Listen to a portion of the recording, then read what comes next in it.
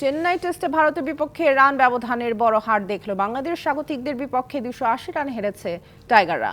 এ বিষয়ে আরো জানাতে চেন্নাইয়ের চিদম্বরম স্টেডিয়াম থেকে এই মুহূর্তে সরাসরি যুক্ত হচ্ছেন মামুনুর রশিদ। মামুন, চেন্নাইয়ের চতুর্থ দিনে ব্যাটারদের ব্যর্থতাকে কিভাবে দেখছেন?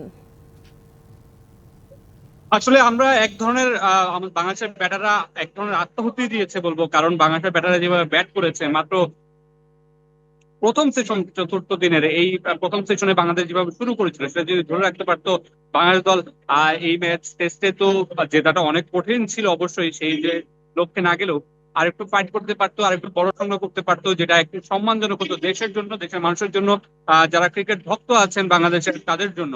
সেই জায়গাটায় বাংলাদেশ বেশি কলাপস করেছে এবং বেশ তাড়াহুড়ো করে কলাপসটা করেছে।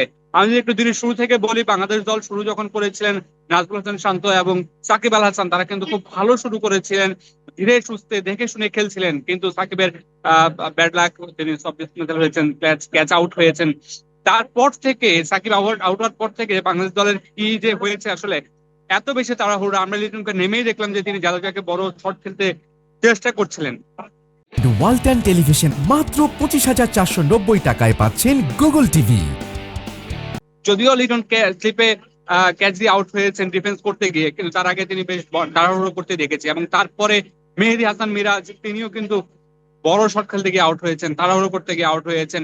এবং তাসকিন, হাসান মাহমুদ, তাদের মনে হচ্ছিল যে ক্রিজে থাকার ইচ্ছেটাই নাই, সেই সময়টাই তাদের নেই, খুব তাড়াহুড়ো। তারা সেই তাড়াহুড়ো করতে গিয়ে আসলে বড় শট খেলতে গিয়ে আসলে ক্যাচ দিয়ে আউট হয়েছেন। তো সবকিছু মিলে এই পুরো টেস্টকে যদি বলি, পেসারদের আধিপত্য দিয়ে চেন্নাই টেস্টটা শুরু হয়েছিল এবং ভারতের স্পিনারদের আধিপত্য দিয়ে বাংলাদেশ দলটা কুপকাত হয়েছে, এবং বাংলাদেশ দল 280 রানের বড় মার্জিনে কিন্তু এই টেস্টটা হেরে গেছে।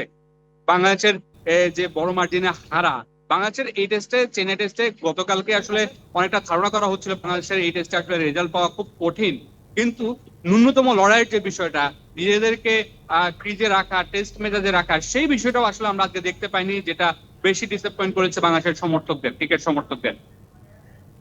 মামুনুর, ধন্যবাদ আপনাকে আমাদের সাথে যুক্ত হওয়ার জন্য।